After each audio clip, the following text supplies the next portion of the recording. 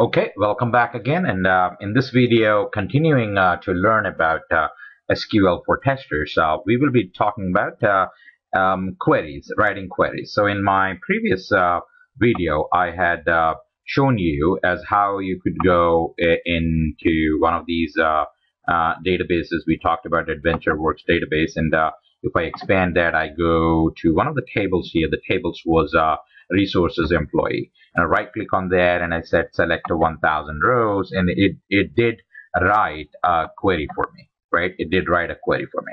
And then I said, okay, I'm going to delete that query and write my own query. But as you can see, the data, you can see the data here, right? A lot of data here. So I'm going to write my own query. The way I'm going to write my own query is, this is what I'm going to do. I will say select, and then I will give the column names. Again, these are the column names. What you see here are the column names. Let's say I want to see the title of all my employees, right? And I want to see their marital status, and I want to see their gender, and I want to see their hire date, right? So these are the columns I want to see. Now, where are these columns? These columns are in a table. So I have to say from, get me all that information from the name of the table, which is human resources, and dot employee. All right. So I have to run that. And in my previous video, I've already shown you that if you go and then execute that, you might get an error. So just go and select that and then execute it. And here we are getting our information back. All right. So we have here, let's say, marketing assistant, engineering manager, tool designer. Some are males. This is marital status. Some are males and some are females, right? And some of them they are married and some of them they are single. M for married and S for single, right? Okay. Now, let's say if I want to find out who are my, single female employees. Whoa. We're not going anywhere with it. Just I happen to select that query, so we have to write that query. Okay, we have to find out here who are our single and female employees. Single and female, right? Okay, forget about single and female. Let's consider one thing at a time. Let's go with who are our single employees. Okay, so these are all the employees. Now, if I want to find out single employees, then that's a condition.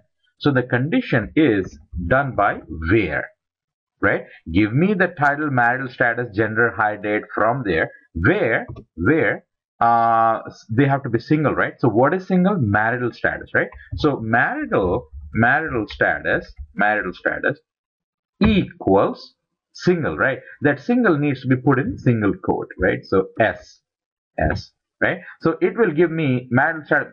This is married. So I have how many? 290 employees here, right? Now let's see how many of them are single, and I want to find out like who are those. So when I do that and execute it, right? Here is all my singles now. Single. Let's see how many employees are single. 144 out of 290. Well, it's equal percent of them are singles, right? Almost half of them are singles, right? Okay. Let's say if I want to find out like who, how many of them are married, I would just go here and do an M and then execute that. So I have these are all married, right? Okay. If I want to find out, all my employees who are females, not married and female and all, just female. So can I say a marital status is F? When I do that, let's see what happens, right? There's nothing. I mean, because there was nothing like marital status being F. What was F? Gender was F. So I should say here, gender is F.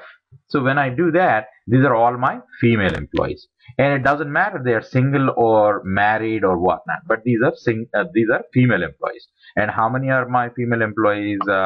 84, right? So if I want to find out male employees, so I will do an M and do that. And these are all my male employees. So male employees are a little more, I guess, 206 male employees, right? So we have, so you know now how to get the information, right? How to get, different information here depending on what you write in the where condition. Now let's say if we want male and single, right? So this is where gender equals male and what equals single? Marital status. So you say marital status equals single. Now when we execute that, this is going to give me all my single males, right? 109 of them are single males, right? All my single males. Now how about single females? Gender has to be F, right? Single females, this is all my single females. How many I have? I have 35 single. This will not tell me if they are blonde. I'm sorry. So whatever you want is what you could get depending on the data you have here, right? So it won't be able to tell you. What it can tell you is, let's say if you want to know the new hire, right? New hire. So if you see this database, the hire date in the database was 98, 98, 98, and then we have 99, 2000, and 2003. 2003 is the new hire, let's say. So if I want, everybody who were hired in the year 2003, right? So what do? I forget about male, female, and all that, right? So I take it out. So I want now the hire date. The hire date should be greater than this number. Let's say 2003 dash 01 dash 01. So anybody who is hired, let's say 2003 after 1st January. 1st January is anyway holiday, right? So anybody who is hired after 1st January of 2001, we should see. So when I do that, how many people? 3 people. Anybody who were hired in 2002 and 2003, greater than 2002, that means that it will give you 2002 as well as it will give you 2003. Now let's do this. So this many people were hired in 2002 and 2003. And how many were female? How many were female? If you count 1, 2, 3, 4, 4 were female. But if I have to find out, what do? I say and gender equals F, right? Simple. So when I run that, it will give me all the females who were hired after 2002, meaning in 2002 and 2003. Well, so that's your how to write queries. It's a simple way of writing queries where I have shown you how you can write queries. So you will write select from where, and then I've shown you different ways of writing this query. In my next video, I'm going to be showing you how to create a table, how to